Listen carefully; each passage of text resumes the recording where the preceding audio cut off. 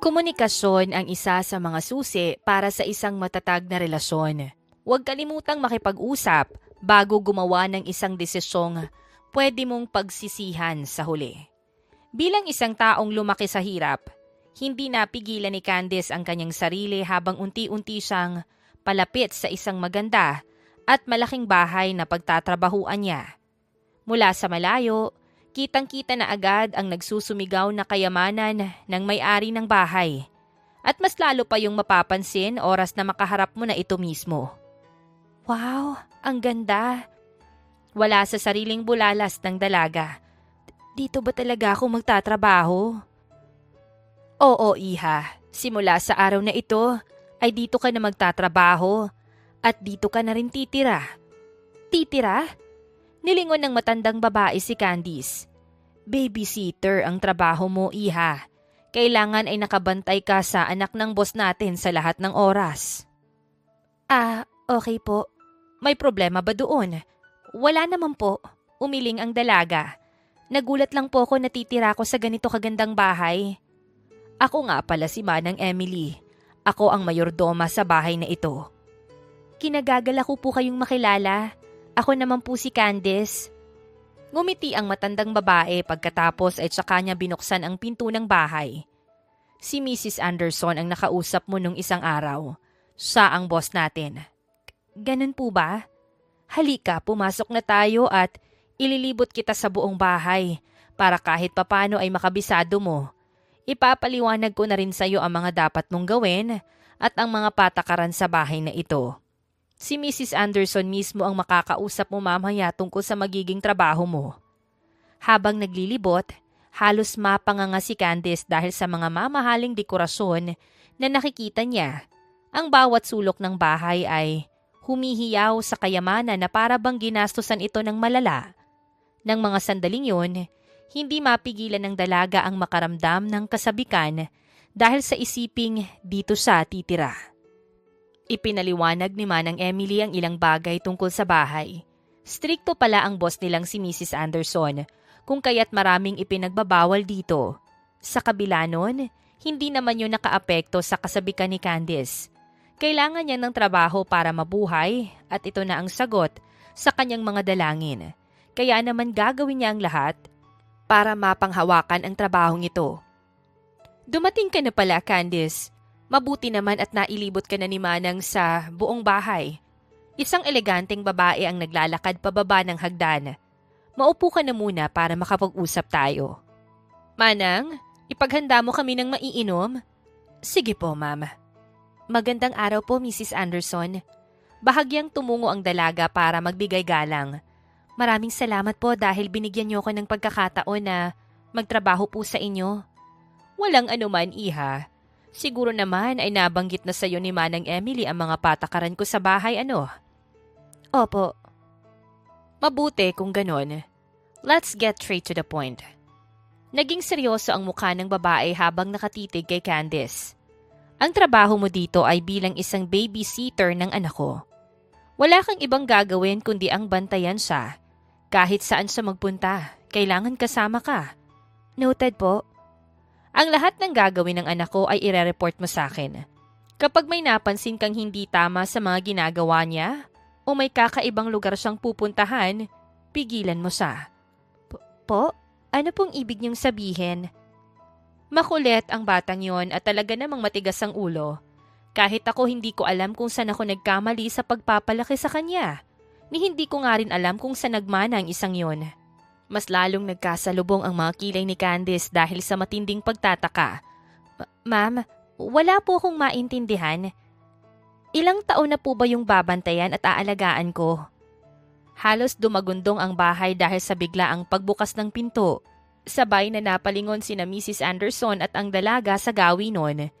Kasunod nun ay ang pagpasok ng isang gwapong binata na dire-diretsong naglakad papalapit sa matanda. Hello, Mom! Mabuti naman at naisipan mo nang umuwi.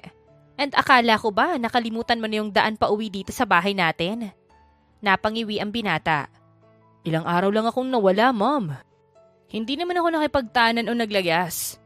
Ano ba talaga ang plano mo sa buhay, anak? Tumatanda ka na pero hindi ko man lang makita sa'yo na may patutunguhan ng buhay mo. Wala akong oras sa sermon mo, Mom. Nabalingan ng tingin ng binata ang dalagang katabi ng kanyang ina.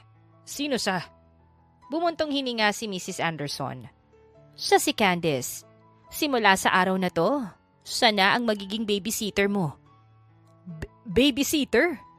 Ano ako, bata, Mom? Kung inaayos mo yung buhay mo, hindi na sana tayo aabot sa ganito.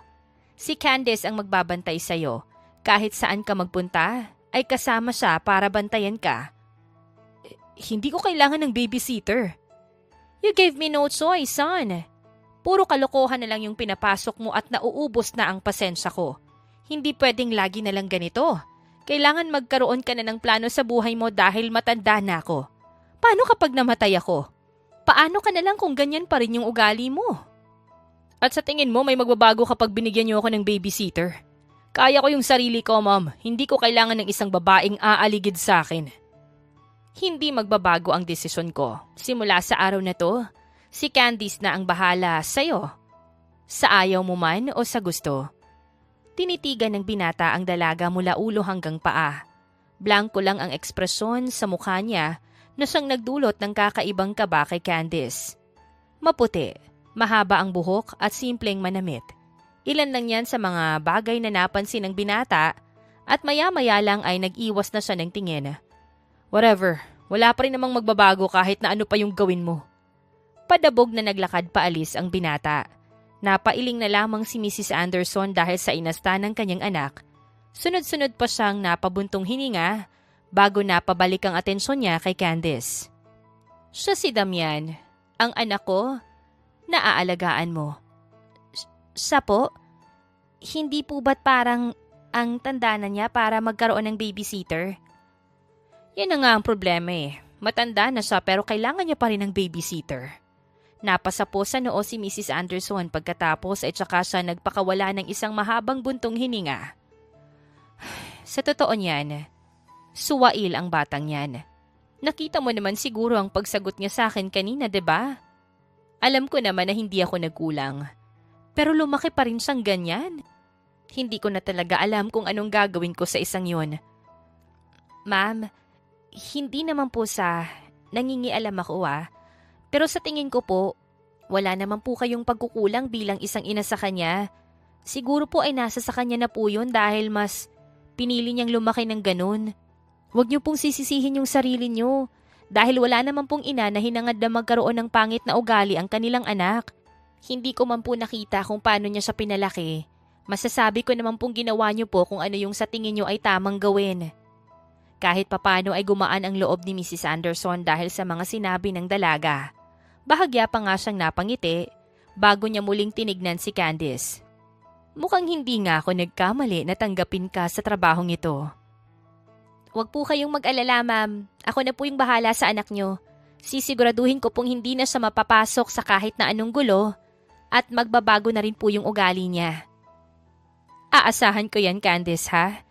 Gawin mo kung anong kailangan mo, okay? Huwag kang mag-alala dahil binibigyan kita ng karapatan na disiplinahin siya. Bahagyang natawa ang dalaga. Hindi naman po siguro aabot sa ganun, ma'am. Nagpatuloy lang sa pag-uusap ang dalawa tungkol sa iba pang detalye ng trabaho ni Candice. Pati na rin ang ilan pang mga bagay tungkol kay Damian. Nang matapos sila, sinamahan naman ni Manang Emily ang dalaga papunta sa magiging kwarto nito para makapagpahinga. Ngayon pa lang ay nag-aalinlangan na si Candy sa trabaho niya. Bukod doon ay hindi pa rin siya makapaniwalang halos kaedad niya lang ang ibibabysit niya. Hindi madali para kay Candice ang mga unang araw niya bilang babysitter ni Damian. Pilit siyang iniiwasan ng binata kahit pa nakasunod naman siya palagi dito.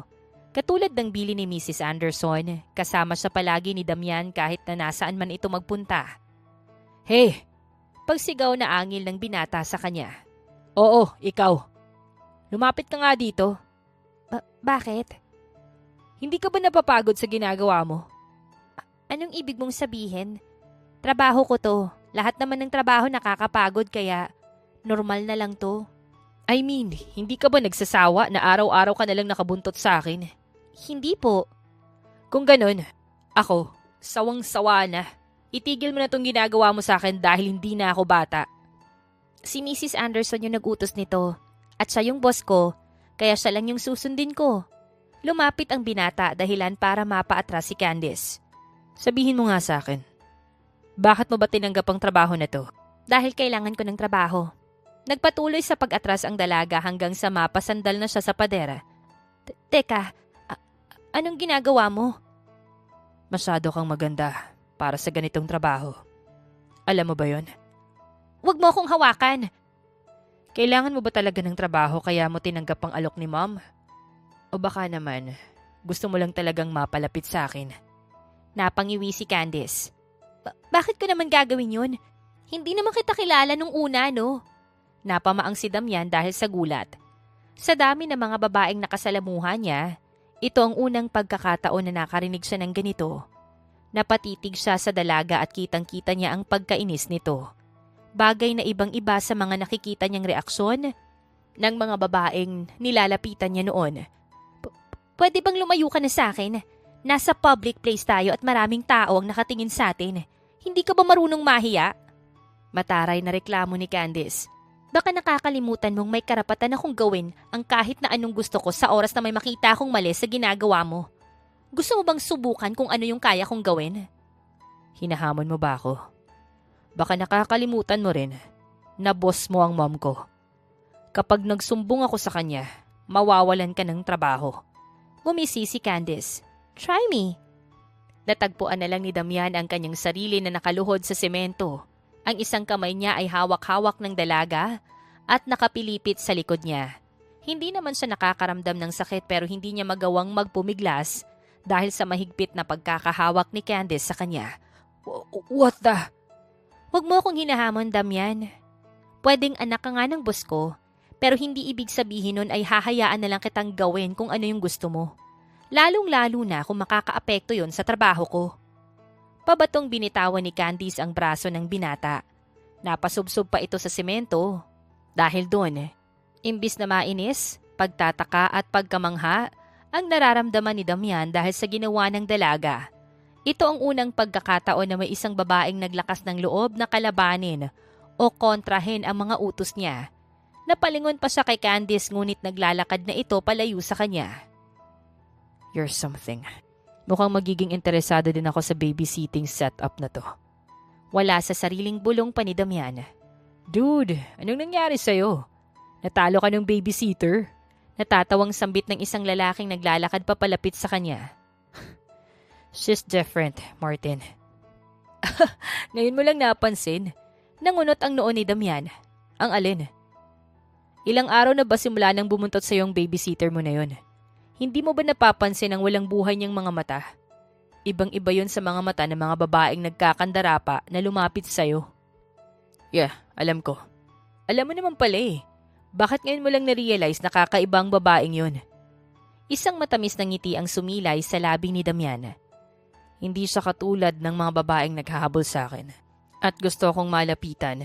Para sa kanya, isang normal na lalaki lang ako. Ano naman yung pinaplano mo? Sisiguraduhin kong mag-iiba yung tingin niya sa akin. Ngayon walang buhay ang mga yon kahit na ako yung kaharap niya. Pero sisiguraduhin kong dadating ang araw na ako na ang hahanap-hanapin niya. Bigla na lamang tumawa si Martin pagkatapos ay tinapik ang balikat ng kanyang kaibigan. Nasiraan ka na naman, pre. Huwag mo nang idama yung babysitter mo sa pagiging playboy mo. Isa pa, magbago ka na kaya. Ang tanda-tanda na natin pero ganyan ka pa rin. So, nag-e-enjoy ako sa ginagawa ko. Hindi lahat ng babae ay mapagkakatiwalaan. Halos lahat lumalapit sa akin ay interesado lang sa akin dahil gwapo ako at nanggaling ako sa mayamang pamilya. Hindi ako yung gusto nila. Gusto nila yung buhay na meron ako at ang magiging epekto ko nun sa kanila. Well, may point ka naman, pero katulad ng sinabi mo, halos lahat ng mga babae. Ibig sabihin, may ilang babae pa rin na hindi yun yung habol sa'yo. Wala akong pakialam sa kanila. Natuon yung tingin ni Damian kay Candice na nakasandal sa gilid ng kotse niya. Ang tanging gusto ko lang ngayon ay makuha ang loob ng babaeng yun at makita siyang umiyak. Piece of advice, pre. Mag-ingat ka. Saan naman?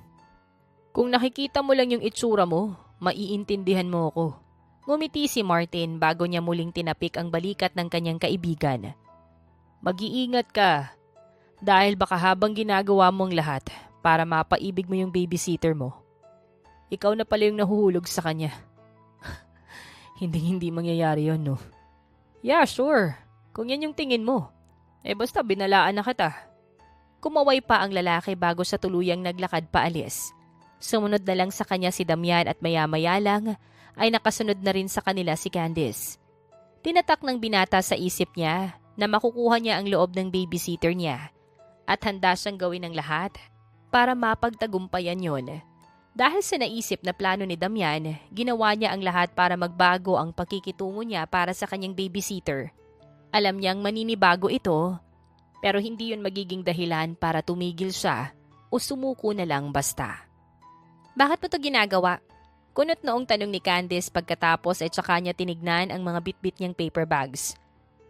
Hindi mo na to kailangan gawin, Damian. Hindi ko kailangan ng mga to. Kahit simpleng thank you lang, sapat na. Huwag ka ng maraming reklamo, okay? Gusto ko pa ring malaman ang dahilan kung bakit mo to ginagawa. May mga damit naman akong dala at okay na ako doon. Hindi mo na ako kailangang bilhan ng mga bago. Gusto ko lang. May masama ba doon? Bakit? Bakit biglang nagbago yung pakikitungo mo sa akin? Ang akala ko ba, ayaw mo sa akin at sa pagiging babysitter ko? Na-realize ko lang na wala rin naman akong magagawa. Kaya naman hahayaan ko na lang kung ano pa yung gusto pa ni ma'am na gawin. Mukhang wala ka rin namang balak tumigil at umalis. Kahit pahirapan pa kita. Sa kabila ng mga sinabi ng binata, mas lalo lamang nagtaka si Candice. Natigil lang siya sa pagtatanong ng maglakad na paalis si Damian at wala siyang ibang nagawa kundi ang sumunod dito. Aminado ang dalaga na nagulat siya nang bigla na lamang siyang ayain ng binata na mag-mall. Mas lalo pa niyang kinagulat na bumili ito ng mga damit para sa kanya. Hindi pa ba tayo tapos? Marami na tong pinamili natin eh. Ha? Hindi pa sapat yan. Ano? Iisa lang yung katawan ko, no? Paano ko masusuot ang lahat ng to? Isuot mo sa iba't ibang araw. Hindi ako sanay sa ganun. Isa pa, pwede namang labhan yung mga nagamit ng damit, no? Huminto ang binata at nilingon siya ni Candice. Sigurado ka bang okay na yan? Pwede pa naman nating dagdagan yung mga yan. Hindi na, okay na to. Masyadong mahal yung mga binibili mo. Hindi ko alam kung masusuot ko ang mga to. Isuot mo ang mga yan. Magtatampo ako kapag hindi mo sinuot ang mga yan. Napatitig ang dalaga kay Damian. Kitang-kita niya sa mukha nito na seryoso ito sa sinabi niya. Napangiwi na lang si Candice pagkatapos ay ilang beses pang napabuntong hininga. Ikaw naman kasing nakaisip nito. Ako nga. At gusto ko rin na isuot mo yung mga binili natin. Sige na nga. Biglang nagliwanag ang mukha ng binata. At sumilay ang isang ngiti sa kanyang labi matapos marinig ang naging sagot ng dalaga. Nagpatuloy sila sa paglalakad at sa pagkakataong ito ay palabas na ng mall. Napagdesisyon na nilang umuwi dahil hapon na rin naman. Nakaramdam na rin ng pagod si Candice dahil sa sobrang dami ng paper bags na bitbit niya. Here, let me help you. Kinuha ni Damian ng ilang paper bags mula sa kamay ng dalaga. Sorry, kanina ko pa dapat gagawin pero puro ka kasi reklamo eh. Sorry. Okay lang. Alam ko namang nagulat ka at nagtataka. Naiintindihan ko naman yun. Siyempre no, sa mga nakalipas na araw halos isumpa mo ko dahil sa pagbuntot ko sa'yo. Tapos ngayon bigla kang ganito. Natawa ang binata bago sa muling nagpatuloy sa paglalakad. Nasabi ko na sa'yo yung dahilan. Bahala ka na kung maniniwala ka o hindi. Hindi nagsalita si Candice. Pinagmasdan niya lang si Damian habang nauuna itong maglakad sa kanya. Nang makarating sila sa parking lot ay agad silang sumakay sa kotse. Hindi na rin naman nagsayang ng oras ang binata dahil agad niyang pinaandar ang kotse at nagmaneho pa uwi. Tahimik lang silang dalawa sa biyahe hanggang sa makarating sila sa bahay. Damian, where have you been? Bungad na tanong ni Mrs. Anderson. Kanina pa ako tumatawag pero hindi ka sumasagot. Kahit si Candice ay tinawagan ko na rin pero nakapatay pa rin yung cellphone niya. Ang akala ko may nangyari na kung ano sa inyong dalawa. I'm sorry mom, nagmall kasi kaming dalawa at namili. Hindi namin napansin yung tawag mo. Sorry po Mrs. Anderson, lowbat po kasi yung cellphone ko. Bigla na lang umiti ang babae. It's good to see the both of you getting together. Ang akala ko ayaw mo ng babysitter. May magagawa pa po ba ako, ma'am? Alam ko namang kahit anong pagtutol yung gawin ko, ay hindi kita mapipigilan sa mga gusto mo eh. Sinabi ko naman sa'yo. Para sa'yo rin tong ginagawa ko. You're getting old, Damian. Hindi pwedeng sa edad mong yan ay wala pa ring direksyon yung buhay mo. Paano ka mag-aasawa? Sinong babae ang magkakagusto sa'yo kung ganyan yung ugali mo? Maraming babae ang nagkakandara pa para mapalapit sa akin, Mom. Oo, ang mga babaeng pinaglalaruan mo lang naman. Mom, what? Totoo naman yung sinabi ko, diba? Ilang babae na ba yung pinaiyak mo? Hindi na mabilang. Nabaling yung tingin ni Mrs. Anderson sa dalaga. Tell me, Candice, may mga babae bang kinikita yung anak ko? Wala naman po, ma'am. Is that so? Bago yun ah. Akala ko ba gusto mong magbago ko? Bakit parang hindi ka naman naniniwala? Hindi naman sa ganun, anak. Nagugulat lang ako. Okay? Whatever. Pagod ako kaya magpapahinga na lang muna ako sa kwarto ko. Ako rin po. Magpapahinga na lang po muna ako. Huwag mong kakalimutan yung bilin ko sa'yo, okay? Isuot mo yung mga pinamili natin. Pasinghal na saad pa ni Damian. Oo na. Paulit-ulit. Naunang umalis si Candice sa tagad itong dumiretso sa kwarto niya. Aalis na rin sana si Damian ngunit bigla na lamang siyang hinarang ng kanyang ina. Saglit pa silang nagtitigan bago nagpakawala ng isang buntong hininga si Mrs. Anderson. What do you want, Mom? Anong pinamili mo? Mga damit. Damit? Anong klaseng damit? Ngumisi ang binata. Mga damit na pwede niyang gamitin bilang uniform.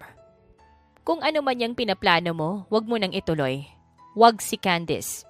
Naiintindihan mo? Ano bang sinasabi mo, Mom? Wala akong plano, okay? Kilala kita, Damian. Oo nga't lahat ng tao ay kayang magbago. Pero hindi yon ganun kabilis. Hindi mo ako maluloko kaya ngayon pa lang binabalaan na kita. Wag si Candice. Pilit na tumawa ang binata. You're overthinking, Mom. Sinusubukan kong gawin ang lahat ng makakaya ko para masabayan yung mga trip mo, okay? Wag mo naman akong husgahan ng dahil lang sa pagkakakilala mo sa akin noon. You ask for this, Mom. Ikaw ang may gusto na magbago ko. Nililinaw ko lang ang lahat. Whatever. Nakasimangot na nang maglakad paalis si Damian. Dumiretso sa kanyang kwarto at pabagsak na nahiga sa kanyang kama. Habang nakatitig siya sa kisame, ay naging malalim ang pag-iisip niya. Hindi niya mapigilan ang kanyang sarili na maalala ang mga ngiti ni Candice kanina habang nasa mall sila.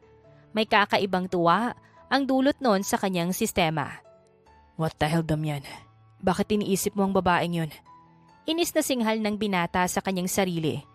Siya dapat yung mahuhulog sa'yo, okay? Hindi ikaw. Tandaan mo, Damian. Hindi ikaw ang mahuhulog sa kanya. Kaya wag mo na siyang isipin. Pinilit na lang ni Damian ang kanyang sarili na makatulog, ngunit hindi naging madali yon dahil pabalik-balik lang sa isip niya si Candice. Hindi na niya namalayan kung gaano sa katagal na nakatulala sa kisame bago siya lamunin ng antok. Sa paglipas ng mga araw ay mas naging malapit sa isa't isa sina Damian at Candice. Sa kabila nun, hindi pa rin nawawala ang pagtataka ng dalaga dahil sa biglaang pagbabago ng pakikitungo sa kanya ni Damian. Isang bagay pa na bumabagabag kay Candice dahil simula nang maging maayos sila sa isa't isa ng binata, ay napapansin na niya ang kakaibang pakiramdam niya sa tuwing kasama niya ito. Damian, sigurado ko bang dapat kong isuot to? Nag-aalinlangang tanong ng dalaga. Oo naman, nakikita mo ba yung sarili mo? Bagay sa yung damit na yan. Masyadong manipis. Masyado ring maikli yung palda na to. Mas gumanda ka dahil dyan, okay? Hindi ko yata kayang isuot to. Akmang huhubarin na ni Candice ang suot niya nang bigla namang lumapit sa kanya ang binata para pigilan siya. Nanlaki ang mga mata ng dalaga dahil sa ginawa ni Damian. Bukod doon, magkalapit ang kanilang mga katawan pati na rin ang kanilang mga mukha. Di ba't nangako ka sa akin na isusuot mo ang mga binili nating damit? Baka naman pwedeng hindi na to kasali doon. Hindi talaga ako komportable sa damit na to eh. Simpleng white sando lang naman yan ah. Look at yourself, Candice. Ang ganda-ganda mo at ang sexy-sexy mo. Wala akong pakialam dyan. Ang gusto ko lang ay maging komportable ako sa suot ko. Trust me, magiging komportable ka rin dyan. Kulang ka lang sa confidence eh. Pwede ka na bang lumayo? Nararamdaman ko kasi yung hininga mo eh. Napaiwas ng tingin ang dalaga. So am I. Ramdam na ramdam ko ang mainit mong paghinga na tumatama sa leeg ko. Biglang lumayo si Damian at napasabunot sa kanyang sarili. Hindi dapat ganito ang mangyari eh. Hindi dapat ganito. Anong sinasabi mo? Never mind. Kasalanan mo to, Candice. Ha? Anong ginawa ko? Nanlaki na naman ang mga mata ng dalaga nang biglang lumapit sa kanya si Damian. Sa pagkakataong ito ay mas dikit na ang katawan nila. Bigla na lang nag-init ang mukha ni Candice dahil sa posisyon nilang dalawa ng binata. Ramdam niya rin ang pagbilis ng tibok ng puso niya. You're driving me crazy, Candice.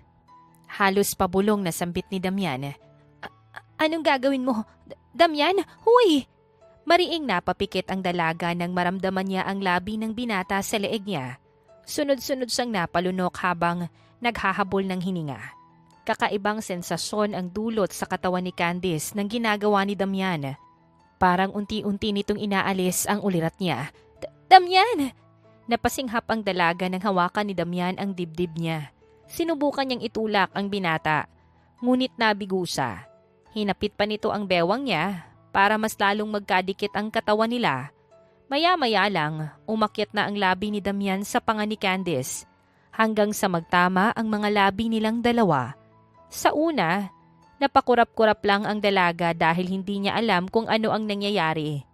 Nang tuluyan ng mabalot ng kakaibang init ang katawan, ay tuluyan ng hindi nakapagpigil si Candice at tumugon na siya sa mga halik ng binata. Hindi ko na kaya. Hindi ko na kayang pigilan, Candice. Kailangan na nating itigil to. Hindi to tama. At paano naman to naging mali? Anak ka ng boss ko. Kahit saang anggulo tignan, mali tong ginagawa natin. Walang mali sa ginagawa natin, okay? We're both single. Baka mahuli tayo ni ma'am. Wala siya. Umalis para sunduin si dad. Si Manang, utang na loob, itigil na natin to. Huwag na nating gawing komplikado ang lahat. Alam kong gusto mo rin to, Candice. Kung hindi mo gusto, dapat hindi ka tumugon sa halik ko. Kasalanan mo yun. Bakit ba kasi hinalikan mo ako? Dahil gusto ko. Inaakit ako ng labi mo kaya ginawa ko. Baliw ka ba? Paano kung... Hindi na naituloy ng dalaga ang sasabihin niya nang muli na naman siyang halikan ni Damian. Sa pagkakataong ito ay mas mapusok at mainit ang halik na yun. Unti-unti na ring naglalakbay ang mga kamay nila sa katawan ng bawat isa. Habang tumatagal, ay mas lalong lumalalim at umiinit ang sandaling yon sa pagitan nilang dalawa. Nang bigla na lamang bumukas ang pinto ng bahay na siyang nagpatigil sa kanilang dalawa. Damian? Candice? Anong ginagawa niyo? Gulat na bulalas ni Mrs. Anderson nang mahuli niya ang dalawa na naghahalikan. What's the meaning of this? Sumagot kayo!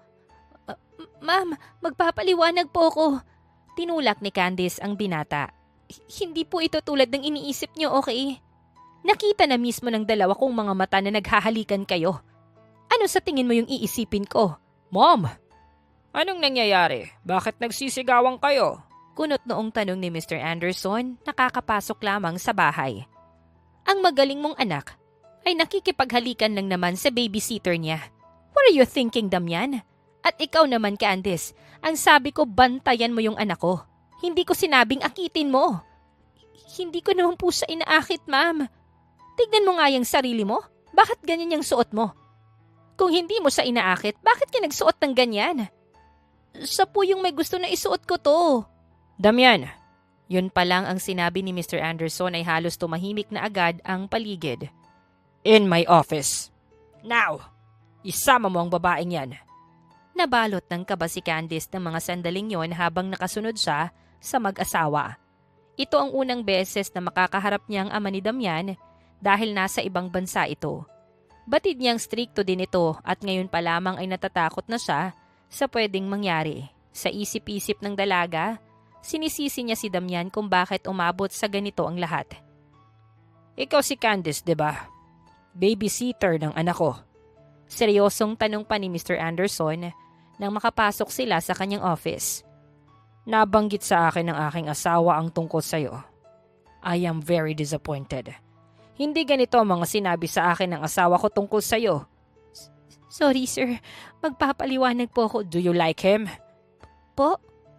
May gusto ka ba sa anak ko? Saglit na natahimik ang dalaga at malalim na napaisip. Alam niya sa sarili niya na may nararamdaman na siya para kay Damian. Pero alam niya rin na hindi yun sapat na dahilan para pasukin ang ganitong gusot. Ni hindi niya ngayon magagamit na dahilan para matakasan tong gulo na kinasasangkutan niya ngayon. Huminga ng malalim si Candice, pagkatapos ay bahagyang umiling. Hindi po. Ano? Gulat na bulalas ni Damian. Huwag kang magsinungaling, Candice. Alam kong gusto mo ako. Bakit ganyan ka makapag-react? May gusto ka ba sa kanya, Damian? Ha? Ako? Bakit naman ako magkakagusto sa kanya, Dad? Sagutin mo ang tanong ko. No! Kung hindi niyo naman pala gusto ang isa't isa, bakit naabutan namin kayong naghahalikan? Hindi nakasagot ang dalawa, bagkos ay pareho silang napatungo dahil sa hiya. Ramdam na ramdam ni Candice ang nanlilisik na titig ni Mrs. Anderson. Hindi pa rin nababawasan ang kaba na nararamdaman niya dahil may kakaibang epekto talaga sa sistema niya ang nakakatakot na presensya ni Mr. Anderson. This is very unprofessional, Candice. Hindi kita tinanggap sa trabahong ito para ibang bagay yung trabahuin mo. Mrs. Anderson, hindi naman po sa ganun, hindi kita binabayaran para landiin ang anak ko. Hindi na yon kasama sa trabaho mo bilang babysitter niya. Pinagkatiwalaan kita dahil ang akala ko matino ka. Nagkamali pala ako. Mom, wag mo siyang pagsalitaan ng ganyan. Pinagtatanggol mo pa yung babaeng yan? Of course. Mali ang mga paratang mo sa kanya, kaya ipagtatanggol ko siya. At ano yung totoo? Na ikaw yung lumalandi sa kanya? Oo! Nagulat ang mag-asawa dahil sa diretsahang sagot ng kanilang anak. Napasapo pa sa dibdib si Mrs. Anderson habang titig na titig siya kay Damian. Napailing naman si Mr. Anderson dahil hindi niya rin inaasahan ang naging pag-amin ng anak niya. Anong ibig mong sabihin? Naguguluhang tanong ni Mrs. Anderson. Ako talaga yung lumalandi sa kanya. Bakit? Para saan? Dahil gusto kong makuha ang loob niya. Gusto kong mapaibig siya. At bakit mo naman gagawin yon? Kunot noong tanong ni Mr. Anderson. Para mapaiyak siya. Parte ng plano ko yung halikan siya, Ma'am. Wala kang ibang dapat nasisihin kundi ako dahil ako yung may gusto nun. Hindi na itago ni Candice ang kanyang pagkagulat. Napatitig na lamang siya sa binata habang unti-unting nanunuot sa pagkatao niya ang mga katagang binitawan ni Damian. Hindi maipaliwanag ang kirot at sakit na bumalot sa katawan ng dalaga ng mga sandaling yon. Ibig bang sabihin, plano mo lang din lahat para magkalapit tayo? Naiiyak na tanong ni Candice. Kaya ba nagbago yung pakikitungo mo sa akin dahil sa plano mo? Yes. Look, I'm sorry. Hindi ko rin alam kung ano yung nakain ko't naisip kong gawin yun. Pero nagbago, hindi mo na kailangan ng paliwanag. Pagpipigil ng dalaga sa sasabihin ng binata. Pagkatapos ay agad siyang tumingin sa mag-asawa. Hindi ko na po hihintayin na tanggalin niyo ako sa trabaho. Dahil ako na po mismo yung aalis. Bago ko gawin yun, gusto ko lang hulinawin sa inyo ang lahat. At linisin rin po yung pangalan ko. Wala ho akong ibang intensyon sa pagpasok ko dito bilang isang babysitter sa anak niyo. Kundi ang magtrabaho. Hindi ho ako malanding babae. Dahil ni minsan hindi ko naman po nilandi si Damian. Narinig niyo naman po na sa kanya yung buong katotohanan kaya hindi ko na po pahahabain pa. Candice, wait! Huwag ka nang magpaliwanag, Damian. Sinabi mo na yung buong katotohanan at malinaw naman na sa akin ang lahat ng yon. Huwag mo nang sayangin ang mga oras natin, okay? Aalis na ako at pwede ka nang bumalik sa dati mong buhay. Yung mga panahon na hindi pa ako dumadating. It's not about that, okay? Please. Pakinggan mo muna yung sasabihin ko. Mariing pumikit ang dalaga pagkatapos ay tsaka siya bumuntong hininga. Hindi siya nagsalita nang muli niyang imulat ang kanyang mga mata.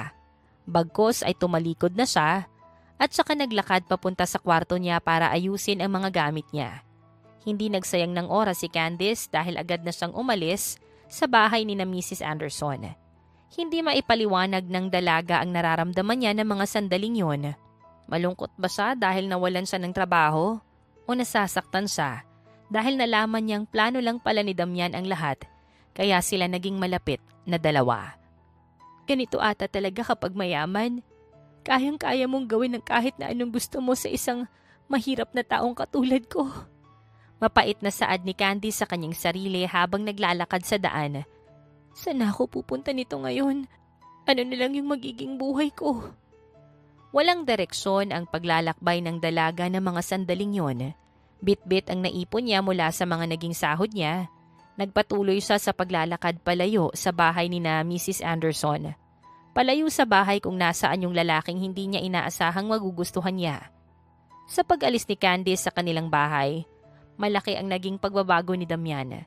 Bumalik siya sa dati niyang ugali. Palaging pumapasok sa gulo at bihira lang umuwi sa bahay. Hindi lubos akalain ng binata na malaki ang magiging epekto sa kanya ng pag-alis ng dalaga. At kahit siya ay hindi niya na maintindihan kung ano ba talaga ang nangyayari sa kanya. Akala ko ba ayaw mo nang may babysitter? Kunot noong tanong pa ni Martin. Diba, plinano mo pa nga na paibigin siya para saktan at saka lokohin? Di ba't gusto mo naman talaga na mawala siya? Bakit nagkakaganyan ka ngayon? Hindi ko rin alam, pre. Baka naman ikaw yung nahulog sa sarili mong bitag. Anong ibig mong sabihin? Na baka ikaw yung napaibig sa babysitter mong yun. Imposible. Walang imposible pagdating sa pagmamahal, Damian. Kung wala kang nararamdaman para sa babysitter mo, hindi ka magkakaganyan ngayon. Look at yourself. Bumalik ka na naman sa dating Damian na nakilala ko. Malayong malayo sa ugali mo nang dumating sa buhay mo yung babaeng yun. Binibigyan mo lang ng kahulugan ng mga bagay-bagay, Martin. Huwag mo nang lukuhin yung sarili mo, okay? Kung ako nga napansin ko sa'yo yun. Lalo na siguro ikaw sa sarili mo. Saglit na natahimik ang binata dahil totoo naman ang sinasabi ng kanyang kaibigan. Totoo ngang habang ginagawa niya ang lahat para mapaibig si Candice, ay unti-unti na rin siyang nagkakagusto dito. At hanggang ngayon ay hindi niya pa rin yun matanggap sa kanyang sarili. Pre, payong kaibigan lang ah. Sundin mo kung ano yung gusto ng puso mo. Kahit na anong gawin mo, ay ikaw lang yung mahihirapan kung pilit mong lalabanan yung nararamdaman mo. Tanggapin mo na lang bago pa mahuli ang lahat. Mahuli? Oo. Baka kapag dumating yung araw na natanggap mo ng gusto mo na yung babaeng yun, ay tuluyan na siyang mawala sa'yo. Bigla na lang nakaramdam ng pagkirot sa dibdib si Damian dahil sa sinabi ng kanyang kaibigan. Isipin pa lang niya ang ideyang yun ay parang nadudurog na siya. Paano pa kaya kapag nangyari na? Hindi ko na alam ang gagawin ko. Napasabunot sa sariling buhok ang binata. Tinanggal na siya sa work ni Mom. Hindi ko alam kung saan siya hahanapin. Paano kung hindi ko na siya makita? Kaibigan mo ko, Damian. Baka nakakalimutan mong magaling akong maghanap ng mga nawawala at nagtatagong tao. Parang nagliwanag ang mukha ng binata dahil sa kanyang narinig. Hahanapin mo siya? Tutulungan kitang hanapin siya. Talaga? Dude, wag ganyan. Para kang bata. Natatawang saad ni Martin pagkatapos ay bahagya pa niyang binatukan ang kanyang kaibigan. Seryoso nga? Tutulungan mo akong mahanap si Candice? Oo nga, ayaw mo ba? Siyempre gusto. Aminin mo munang gusto mo na siya. Napangiwi si Damian. Anak naman ng, hindi ba pwedeng tulungan mo na lang ako? Tutulungan kita kung masisigurado kung wala ka nang gagawing kalokohan sa kanya. Mapapatunayan ko lamang yun kapag inamin mong gusto mo nga yung babaeng yun. Pre naman, dalian mo na. Baka mamaya, tutulungan kitang hanapin siya pagkatapos. Itutuloy mo lang naman pala yung plano mong saktan siya. Hindi ko naman nagagawin yun eh. Matagal ko nang kinalimutan ang tungkol doon. So, gusto mo na nga siya. Kaya mo ba tinigil ang plano mong yun ay dahil gusto mo na siya? Napaiwas ng tingin si Damian. Nabalot siya ng hiya dahil hindi naman ganito ang normal na pag-uusap nila ng kanyang kaibigan. Isa pa, bigla na lang ding bumilis ang tibok ng kanyang puso dahil sa ideyang may gusto na siya kay Candice. Oo, wala namang mahirap sa pag-amin ng tunay na nararamdaman para sa isang tao eh. Yeah, right. Whatever. Nasasabi mo lang yan kasi hindi naman ikaw yung umamin. Natawa si Martin at hinampas niya sa balikat ang kanyang kaibigan.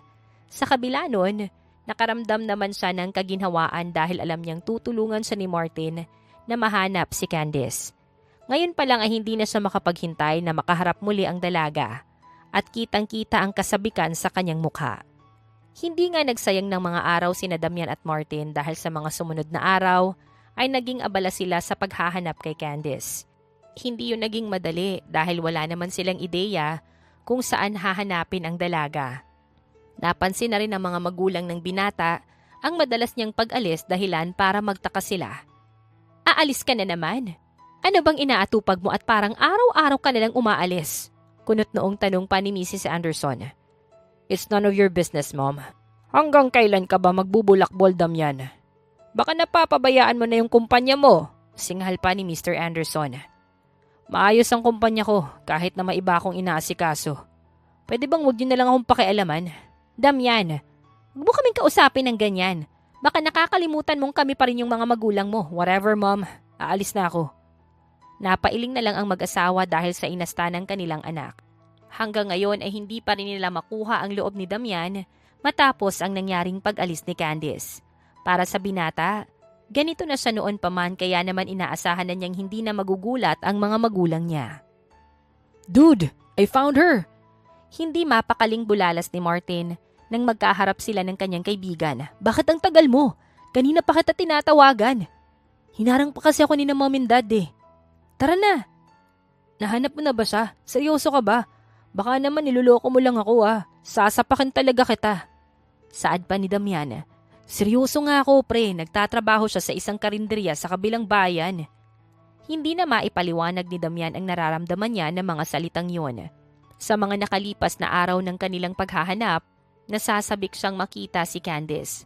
Ngayon, natagpuan na nila ang dalaga, ay bigla naman siyang nabalot ng takot at kaba. Okay ka lang ba? Bakit parang nakatulala ka dyan? Nagtatakang tanong ni Martin habang nagmamaneho ng kotse. Huwag mong sabihin na ngayon ka pa aatras kung kailan nahanap na natin siya. Kinakabahan ako pare. Ah, ikaw, kakabahan? Huwag mo nga akong patawanin pre.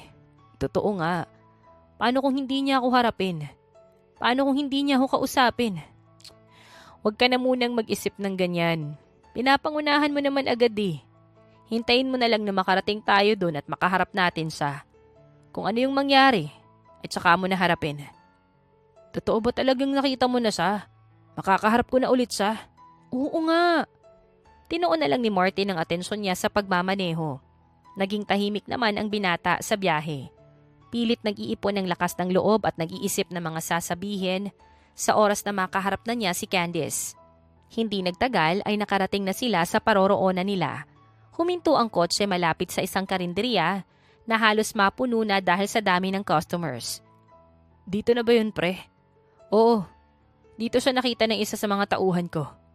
Tinapik ni Martin ang balikat ni Damian. Let's go. Ito na ang araw na pinakahihintay mo. Anong sasabihin ko? Abay malay ko. Bakit ako yung tinatanong mo? Teka lang pre, hindi pa ata ako handa. Anak ka naman ng teteng, tara na. Huwag mo nang sayangin yung pagkakataon na to, okay? Sabihin mo sa kanya kung ano yung gusto mong sabihin. Gustong sabihin ng puso mo. Sunod-sunod na huminga ng malalim ang binata.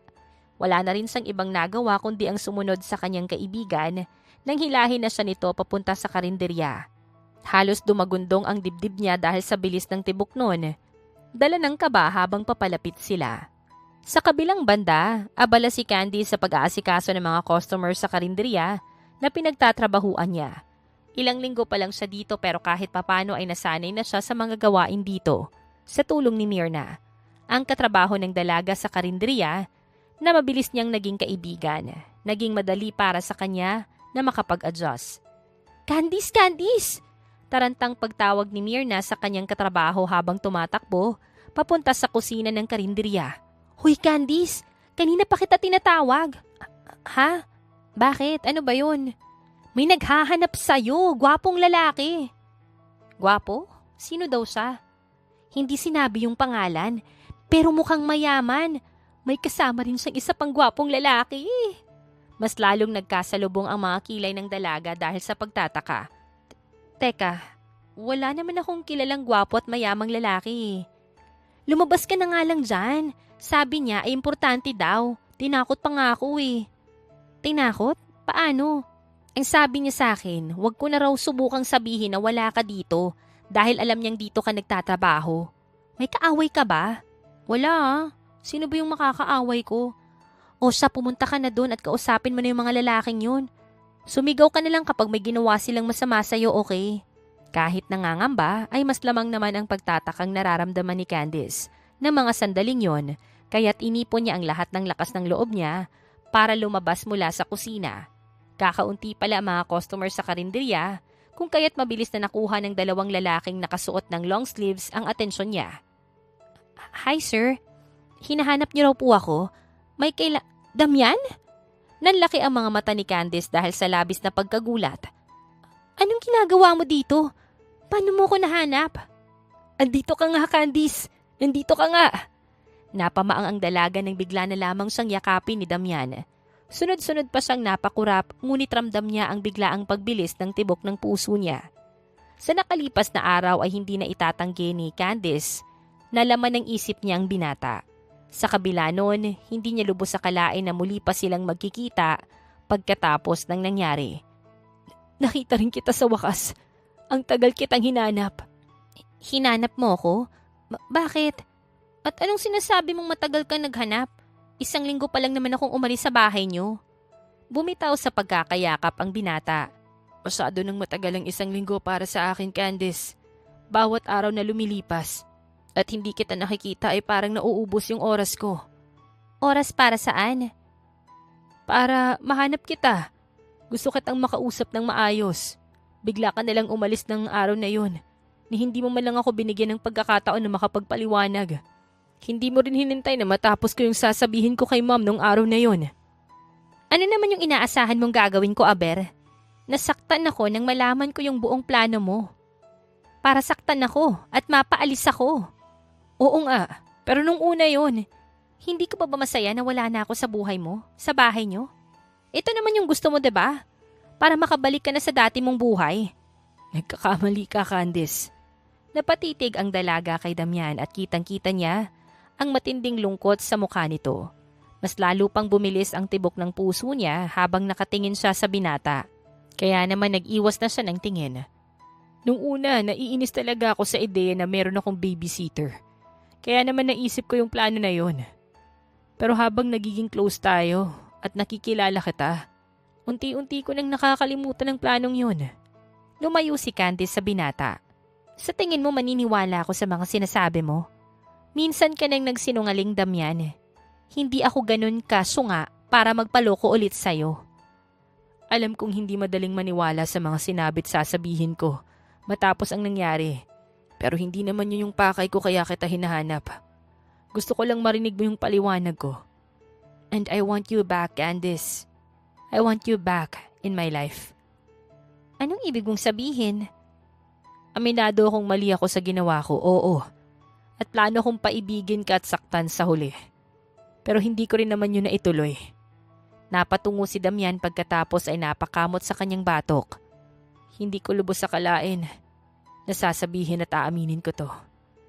Pero mukhang nahulog din ako mismo sa sarili kong bitag. Nahulog ako sa'yo habang ginagawa ko ang lahat para mahulog ka sa akin, Candice. Nahulog? Ikaw? Sa akin? Yes. As in, nagkagusto ka sa akin?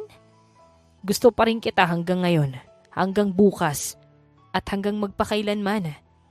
Halos mag-init ang mukha ng dalaga matapos marinig ang mga yon. Mabilis siyang napaiwas ng mukha dahil hindi niya magawang tumingin kay Damian. Dumadagundong ang dibdib ni Candice dahil sa sobrang bilis ng tibok ng puso niya. At kahit anong pilit ang gawin niya, para maikalma ang sarili niya ay bigo siya. Niloloko mo ba ako? Baka naman panibagong trip mo na naman to para paikutin ako. No, hindi ko nagagawin yun, okay? Seryoso ako sa sinabi ko. Kung gusto mo, tanungin mo tong si Martin dahil siya yung saksi kung paano kung mabaliw kakahanap sa'yo. Ha? Ano ako? Bakit nasali ako dyan? Labas na ako dyan na. Dude, ano ka ba? Kaunting tulong naman oh. Natawa ang lalaki bago siya naglakad papalapit sa kaibigan niya. Totoo yung sinabi niya, Candice. Halos mabaliw na nga siya kakahanap sa'yo eh. Humingi pa nga siya ng tulong sa akin para mahanap ka eh. Hindi ko to sinasabi para maniwala ka sa mga sinasabi ni Damian, okay? Gusto ko lang sabihin ang lahat ng nalalaman ko. Ikaw na ang bahala kung maniniwala ka o hindi. Mga nalalaman? Nung una pa lang binalaan ko na siya tungkol sa plano niya. And yes, alam ko yun simula pa lang. Hindi ko alam na seseryosohin niya pala yung plano niya.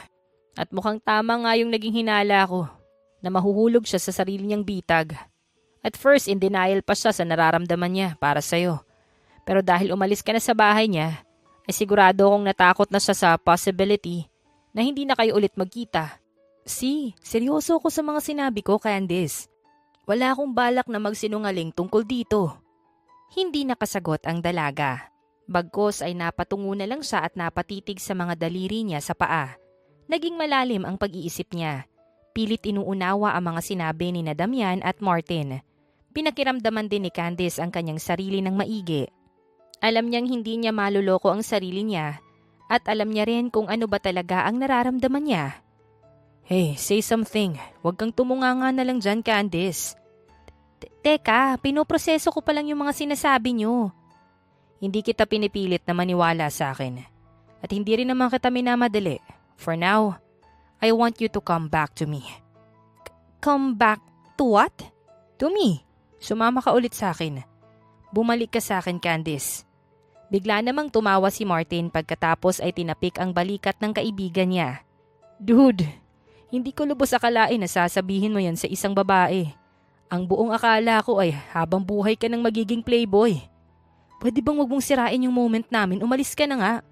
Uy, pagkatapos kitang tulungan, ganito yung igaganti mo sa akin. Whatever. Magpasalamat ka, kaibigang kita. Padabog at nakangusong naglakad palabas ng karinderya si Martin. Doon pa lamang nagkaroon ng pagkakataon si Damian na muling lapitan ang dalaga at hawakan ng mga kamay nito. Kitang-kita ang pagsusumamo at pagiging seryoso sa mukha niya. Please, Candice. Bumalik ka na sa akin, sa bahay. Hindi ko alam. Paano yung mga magulang mo? Ako na ang bahala sa kanila, okay? Hindi ko alam kung kaya kong humarap sa kanila. Ibig bang sabihin ito, pinaplano mo ngang bumalik? Naniniwala ka na sa akin? Huminga ng malalim ang dalaga pagkatapos ay tsaka tumitig kay Damian. Gusto rin kita. Sabihin na lang natin na nahulog na nga ako sa iyo noong mga panahon na may masama ka pang plano sa akin. At hanggang ngayon ay ganun pa rin yung nararamdaman ko para sa iyo. At buong akala ko ay mawawala to dahil sa pag-alis ko. Pero nagkamali ako. Mas lalo pa ata kitang nagustuhan nang dahil sa hindi kita nakikita. Seryoso ka ba, Candice? Gusto mo rin ako? Totoo? Walang saysay kung tatanggi pa ako ngayon. Dahil hindi ko rin naman maluloko yung sarili ko. Oo, gusto nga kita. Nagulat na lang si Candice nang yakapin siya ng binata. Ngunit hindi siya nagreklamo. Bagkos, ay ginantihan na lamang niya ang yakap nito. Hindi maipaliwanag na saya ang nararamdaman nilang dalawa ng mga sandaling yon, lalo na't parehas nilang hindi inaasahan na muli pa silang magkikita. Nagpatuloy sa pag-uusap sina Candice at Damian hanggang sa magkaroon sila ng pansamantalang kasunduan habang hindi pa nila nakakausap sina Mr. and Mrs. Anderson. Naging madali rin naman para sa dalawa ang pag-alis sa karinderya dahil mabait naman ang may-ari nito. Seryoso ka ba dito, Damian? Wala naman akong alam sa ganitong trabaho eh. Nag-aalinlangan na tanong ni Candice habang nakasunod siya sa binata, papasok sa isang gusali. Don't worry, akong bahala sa'yo. Kumpanya ko to, kaya naman hindi mo kailangan na mag-alala. Kahit na ano, sekretarya mo yung magiging posisyon ko. At alam kong maraming trabaho ang ginagampanan ng isang sekretarya. Hindi ko naman kailangan ng sekretary. So bakit mo ko nilagay sa posisyon na to? Huminto sa paglalakad ang binata pagkatapos ay lumingon siya kay Candice at hinawakan ang kamay nito. Isang ngiti ang sumilay sa kanyang labi na siyang naging dahilan para mabawasan at mawala ang pag-aalala ng dalaga. Para makasama kita kahit na anong oras ko gustuhin. Ano? Natawa si Damian. Pansamantala lang naman to habang hindi pa natin nakakausap sina mom and dad. Huwag kang mapraning ng dahil lang dito. Enjoy na lang natin ang bawat sandali na magkasama tayo. Sige. Sa mga unang araw ni Candice bilang sekretarya ni Damian, ay naging madali lang para sa kanya. Sa tulong ng binata, unti-unti niyang natutunan ng ilan sa mga kadalasang ginagawa ng mga sekretarya. Hindi man lahat, sapat na ang mga nalalaman ng dalaga para makatulong siya kay Damian. Sa paglipas din ng mga araw ay mas umusbong ang pag-iibigan nilang dalawa na para bang walang nangyaring hindi pagkakaunawaan sa pagitan nila noon. You're getting good at this job, darling. Sabi mo nung una ay baka mahirapan ka. Pero mukhang hindi naman ganun yung nangyari. Nakangiting puri pa ni Damian sa dalaga. Darling, saan mo naman napulot yan? Ano bang gusto mong itawag ko sa'yo? Babe? Baby? Honey? Ayoko ng mga yan. Tunog pang kabit. Grabe ka naman sa kabit. Mas okay na yung darling, sweet, genuine, at mas ramdam mo yung pagmamahal. Biglang natawa si Candice. Ngunit agad niya rin naman yung pinigilan. Hindi ko lubos sa kalain na may ganitong side ka pala sa pagkatao mo. Anong ibig mong sabihin? Na may pagka-romantic ka pala. Natutunan mo ba yan sa pagiging babaero mo noon? Huwag mo nang banggitin ang tungkol dyan. Pinagsisihan ko na yung mga ginawa ko noon simula nang makilala kita. Alam kong mali yung ginawa ko sa mga babaeng nakilala ko noon. At alam ko rin naman na dapat ay hindi ko sila niloko at pinaglaruan. Bakit parang ang seryoso naman bigla? Nabanggit ko lang naman yung tungkol doon para biruin ka. Ayoko kasing isipin mo na babaero pa rin ako hanggang ngayon. Gusto kong patunayan sa'yo na nagbago na ako simula nang dumating ka. Hindi mo kailangang patunayan yung sarili mo sa akin, Damian. Nararamdaman ng puso ko ang sensiridad mo. Pati na rin yung pagmamahal mo. Kung ano man yung ginawa mo noon, kalimutan na lang natin yon. Oo, mali nga yung mga ginawa mo sa mga babaeng yon pero hindi ibig sabihin nun. Yun na ang magiging definisyon ng pagkatao mo ngayon. Lahat ng tao pwedeng magbago. Nasa tao na lang yun. Kung gusto talaga nila at desidido talaga silang gawin yun. Ngumiti si Damian pagkatapos at saka tumayo at naglakad papalapit sa dalaga. Kaya mahal na kita eh. Hindi mo ako kailangang bulahin Nagsasabi ako ng totoo. Sinagot na kita kaya hindi mo na kailangang magsabi ng mga ganyan. Besides, alam ko naman at ramdam ko naman na mahal mo ko eh. At mahal na mahal din kita, darling. Sumilay ang matamis na ngiti sa labi ni Damian bago niya hinalikan sa noo ang kanyang nobya. Maya-maya lang ay bumaba na yon sa labi ng dalaga hanggang sa pagsaluhan nilang dalawa ang isang matamis at puno ng pagmamahalang halik. Halos mapatalon sa gulat ang magkasintahan nang bigla na lang pabagsak na bumukas ang pinto sa office ni Damian. Parehong nagulat ang dalawa nang humahangos na pumasok sa loob sina Mr. and Mrs. Anderson. Anong ibig sabihin nito, Damian? Anong ginagawa ng babaeng yan dito? Pasinghal na tanong ni Mrs. Anderson. Totoo pala ang mga balitang nakarating sa amin. Ang akala ko gawa-gawa lang ang mga yon para siraan ka. Mom, Dad, anong ginagawa niyo dito? Nagpunta kami dito pagkatapos naming marinig ang balita na may babaeng ginawa kang sekretarya. At sweet na sweet pa kayo sa isa't isa. At akala ko ay kung sino na namang babae yon. Mas nagulat pa ako nang makita ko si Candice dito. Let me explain, Mom. Aba dapat lang. Son. Tumikhim si Mr. Anderson pagkatapos at saka napabaling ang tingin niya sa dalaga. Anong ibig sabihin nito? Anong ginagawa niyo dito? I want her back. Nangunot ang noo ni Mrs. Anderson. You want her back? Back? Bakit? Para saan? Dahil gusto ko siya. Ano? Lumapit si Mr. Anderson sa kanyang anak. Gusto mo siya? How? Ang akala ko ba gusto mo siyang mapaalis nun? Kaya nga nagplano ka pang paibigin siya pagkatapos saktan siya. Yeah, yun yung una kong plano, Dad. Kaya lang habang tumatagal unti-unti ko na lang namamalayan yung sarili kong nahuhulog na rin pala sa kanya. Nahulog ka sa kanya? Are you kidding me, Damian? Totoo yung sinasabi ko, Mom. At seryoso ko sa kanya. Bakit di mo agad sinabi nung araw na magkakaharap-harap tayo? Nawalan ako ng pagkakataon dahil umalis na siya kaagad. Hindi mo man lang naisip na paalam sa amin? Napasa po sa noo si Mrs. Anderson. At talagang itinago mo pa ang tungkol dito. Kailan mo balak sabihin sa amin na magkasama na pala kayong dalawa ulit? Pasensya na po, Mr. and Mrs. Anderson. Pero ako po yung may gusto nun. Ako po ang nagsabi kay Damian na hindi pa ako handang humarap sa inyo dahil sa nangyari noon. Humahanap lang kami ng tamang pagkakataon, Mom. Hinintay ko lang din na maging handa si Candice. All this time ay gusto ka pala sa kanya. Dapat sinabi mo na lang nung una pa lang para hindi na umabot sa ganito ang lahat. Anong ibig mong sabihin, Dad? Ang akala ko tutol kayo na magkaroon kami ng relasyon nun. Balak niyo pa nga siyang tanggalin sa trabaho, diba? Tanggalin? Nahihibang ka na ba, Damian? Natawa si Mrs. Anderson. Nagulat ako nung una at na-disappoint talaga ako kay Candice. Pero hindi ko maitatanggi ang katotohanan na nang dahil sa kanya ay malaki ang naging pagbabago mo. And we are very thankful for that. What? Tama ang sinabi ng mamo, anak. Wala namang nagsabi na tutol kami na magkaroon kayo ng relasyon. Sinasabi lang namin ang nararamdaman namin noon nang malaman namin na may kung ano nang namumuo sa inyong dalawa. Ikaw lang tong sumira ng lahat dahil sinabi mong plano mo lang pala na lukohin at saktan si Candice. So, kasalanan ko lahat? Tinapik ni Candice ang balikat ng binata. Huwag mong sisihin yung sarili mo. May kasalanan din ako dahil hindi kita binigyan ng pagkakataon na magpaliwanag. Ni hindi man lang kita hinayaang tapusin yung sasabihin mo noon. Ibig bang sabihin yan okay na kayo? Biglang tanong ni Mrs. Anderson. Like, kayo? Kayo na? Yes, ma'am. Pasensya na kung hindi namin agad sinabi. Naiintindihan naman namin ang dahilan nyo. Pagkatapos ng nangyaring misunderstanding noon, kahit ako, nahiyang humarap kay Candice. Umalis siya sa trabaho ng biglaan ng dahil sa nangyaring yon. Gusto ko siyang ipahana pero pinigilan lang ako ng dad mo. Pasensya na po, Mrs. Anderson. Hindi ko rin po alam kung ano yung pumasok sa isip ko noon at naisipan ko na lang umalis agad. Ang akala ko po kasi tatanggalin niyo ako kaya inunahan ko na po kayo eh. Let's get over that, Candice. Ang nangyari ay nangyari na at wala na tayong magagawa para baguhin pa ang mga yon.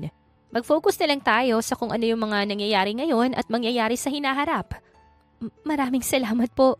So, tumino ka na talaga. Totoo na to at walang halong trip? Of course, Dad. Sinabi ko na kanina, 'di ba? Seryoso ko sa nararamdaman ko para kay Candice. And I'm planning to marry her. Mary? Agad?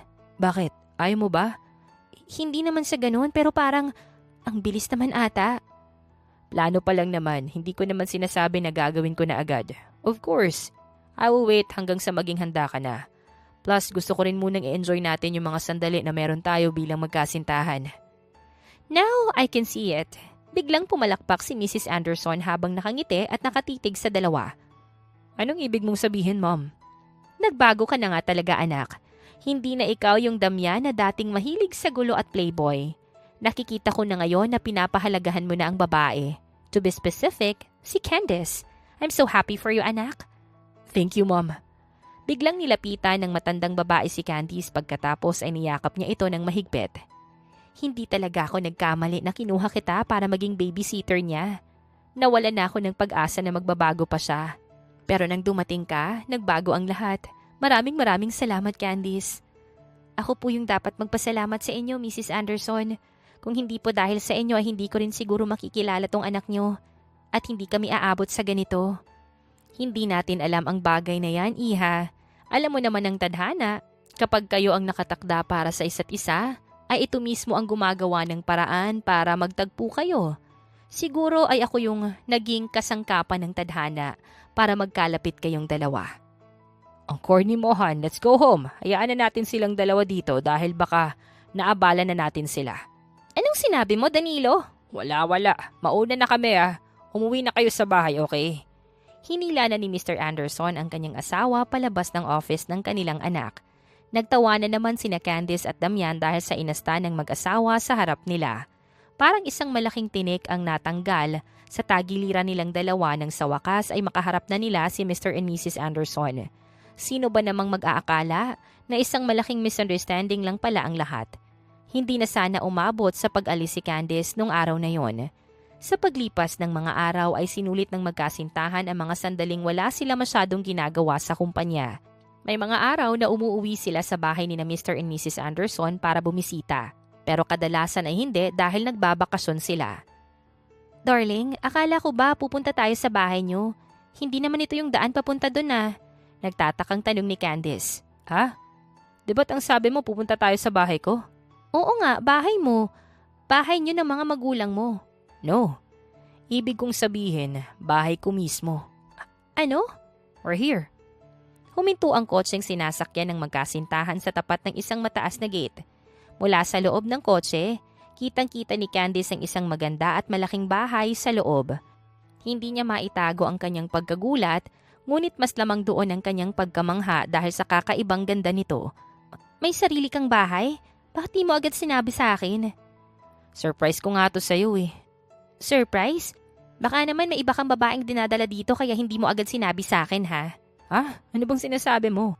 Kamakailan ko lang to binili Isa pa, plano ko talagang bilhin to nung naging tayo. Ibig mong sabihin, yes darling. Dito tayo titira. At ito na yung magiging bahay natin. Dito natin bubuuin ang pamilya natin. At dito tayo gagawa ng mga masasayang alaala. Unti-unti nang namumuo ang mga luha sa mga mata ni Candice. Bumaba sila ng kotse at inalalayan naman siya ni Damian sa paglalakad papasok sa gate hanggang sa loob ng bahay. Pagbukas pa lamang ng pinto ng bahay ay nagulat na ang dalaga. Mas lalong umagos ang kanyang mga luha dahil sa kanyang nakita. Damian? Nang lingunin ni Candice ang kanyang nobyo ay nakaluhod na ito at may hawak na itong isang maliit na kahon na naglalaman ng isang maganda at kumikinang na singsing. Isa-isang naglabasan mula sa kusina ang mga magulang ni Damian. Naroon din si Manang Emily, si Martin, at pati na si Myrna na naging kaibigan ni Candice sa karinderya noon. Ang tagal ko nang nagbabalak gawin to, pero hindi ako makahanap ng magandang pagkakataon. Masyado tayong naging busy sa pagbabakasyon at ayoko namang gawin yung bagay na to sa ganung oras lalo na nakikita kong masyado kang nag-e-enjoy. Tumikhim si Damian, kasabay noon ay ang pagbilis ng tibok ng puso niya habang nakatitig siya sa nag-iisang babaeng nagpatibok ng puso niya. Aaminin kong isa akong playboy noon at marami na akong sinaktang babae. Hindi yun isang bagay na dapat at maging proud ako. Pero gusto kong gamitin yun bilang isang halimbawa kung anong klaseng lalaki ako noon nung wala ka pa. At nang dumating ka sa buhay ko biglang nagbago ang lahat. Gusto kitang mawala nung umpisa, kaya naman nabuo yung plano. Ang plano na siyang naging dahilan para maging ako yung biktima. Hindi na itago ni na Mr. and Mrs. Anderson ang kanilang tuwa dahil sa kanilang nasasaksihan. Kahit si Manang Emily ay naluluha dahil halos kasama niya na ang binata sa pagtanda nito at ngayon ay nakikita niya na itong nagpo-propose sa babaeng mahal nito. Kahit sa saglit na panahon lang ang naging pagsasama ni na Candice at Myrna, ay sobrang saya din ito para sa kanyang kaibigan. Nahulog ako sa sarili kong patibong at ngayon, eto ako sa iyong harapan. Nakaluhod, may hawak na singsing at tatanungin ka. Ikaw ang babaeng bumago sa akin, Candice. Ikaw ang dahilan kung bakit nagkaroon ako ng plano sa buhay at kung bakit nagkaroon ng direksyon ng buhay ko ngayon. Hindi ko alam kung anong gagawin ko kung wala ka sa piling ko. Gusto kitang makasama habang buhay, Candice. Ikaw lang at wala nang iba. Gusto kong bumuo ng masasayang alaala kasama ka. At higit sa lahat, gusto kong bumuo ng pamilya na ikaw ang kasama. Will you marry me, darling? Kasabay ng patuloy na pag-agos ng mga luha ng dalaga ay ang kanyang malakas na paghikbi. Nang mga sandaling yon ay halo-halo ang kanyang nararamdaman. Tuwa, pagkasabik, gulat at pagkataranta. Parang nawawalan siya ng kakayahang mag-isip ng maayos. Ngunit isang bagay ang sigurado siya. Yes, darling. I will marry you. Mabilis na tumayo ang binata para yakapin ang kanyang nobya. Nagpalakpakan at nagsigawan naman ang mga taong kasama nila sa bahay. Ang sorpresang ilang linggong pinaghandaan ni Damian ay naging matagumpay sa tulong ng mga taong malapit sa kanila. Mahal na mahal kita, Candice. Mahal na mahal din kita, Damian. Maraming bagay ang nagwawakas at nagugulo ng dahil sa hindi pagkakaunawaan. Katulad ng nangyari kina Candice at Damian. Muntik nang magwakas ang kanilang pag-iibigan na hindi man lang nasisimulan pa. Mabuti na lang ay hindi sila sumuko at hindi sila nawala ng pag-asa. At mas nanaig sa kanilang dalawa ang pagmamahala nila para sa isa't isa. Makalipas lamang ang ilang buwan ng paghahanda, ay nagpakasal na din sina Candice at Damian at masayang nagsama sa kanilang bahay para bumuo ng mga alaala at pamilya. Ang pagmamahala ni na Candice at Damian ay isang patunay na sa iba't ibang paraan, dumadating o tumatama ang pag-ibig sa atin. Kung kailan hindi tayo handa at hindi natin inaasahan ay tsaka ito dadating. Sa kabila ng mga pinagdaanan nilang dalawa ay mas nanaig ang nararamdaman nila para sa isa't isa na hindi nagtagal ay tuluyan ng naging pagmamahal. Katulad nila, hindi nararapat maging hadlang ang isang hindi pagkakaunawaan para magtapos ang hindi pa nasisimulan. Kung tunay at matibay ang pagmamahalan, mananaig ito kahit na anong suliranin pa man ang ibato ng buhay. At dito na nga po nagtatapos ang kwentong pag-ibig ni Damian at ni Candice. Naway kayo po ay kinilig at natuwa at may natutunan sa kwentong ating napagsaluhan ngayong araw. Muli po ay maraming salamat sa inyong walang sawang pagsuporta at pakikinig. Hanggang sa susunod, abangan pa rin po ang mga kwentong puno ng aral, pagmamahal at inspirasyon. Siyempre dito pa rin yan sa inyong inaabangang Dear Jen.